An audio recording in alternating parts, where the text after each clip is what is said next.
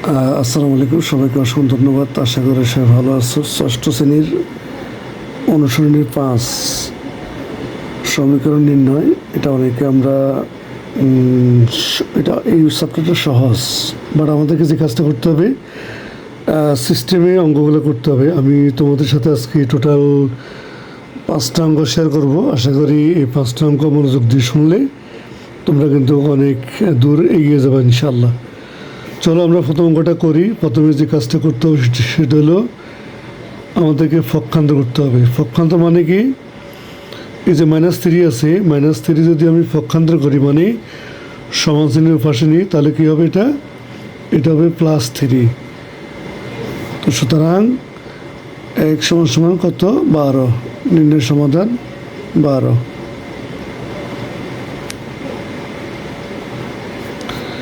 এরপরে নাম্বার 2 হচ্ছে, এটা ঠিক সেম, আমাদের কাজ হলো পক্ষান্তর করা। পক্ষান্তর কীভাবে করবো, এটা 14 আর +4 এ পাশে গেলে কী হবে, এটা পক্ষান্তর করলে -4। মনে রাখতে হবে, প্লাস পক্ষান্তর করলে মাইনাস হয়, মাইনাস পক্ষান্তর করলে প্লাস হয়, আর গুণ পক্ষান্তর করলে ভাগ হয়। তাহলে 2x আর এটা বিয়োগ করলে কত হয়, এটা 10। বা এখানে 2টা গুণ আকারে আছে, যেহেতু গুণ আকারে আছে এটা পক্ষান্তর করলে ভাগ হবে। সুতরাং x সমান 5।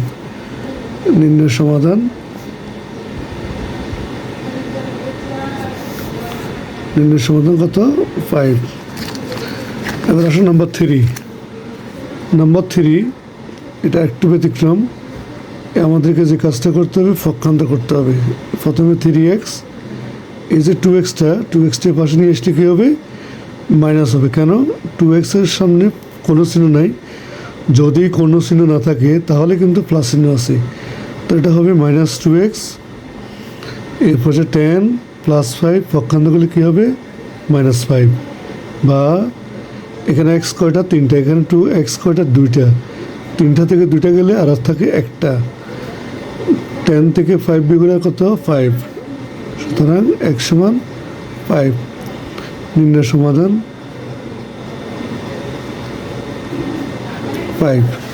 এবার আসুন নাম্বার 4। এখানেও ঠিক সেম, পক্ষান্তর করতে হবে। 5x, xকে পক্ষান্তর করলে -x।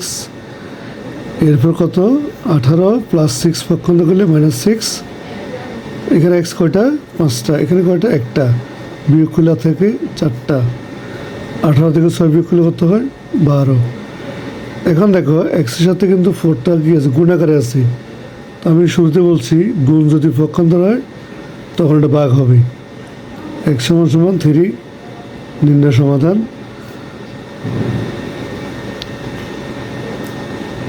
3। এরপরে দেখো নাম্বার 5।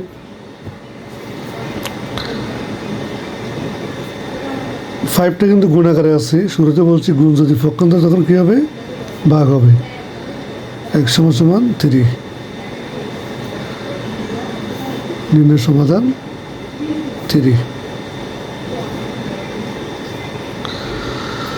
তো এই হলো টোটাল আমাদের 5টা অঙ্ক। এই 5টা অঙ্ক যদি তোমরা ভালো করে বুঝো তাহলে কিন্তু এই চ্যাপ্টারটা খুব সহজে তোমরা সমাধান করতে পারবে।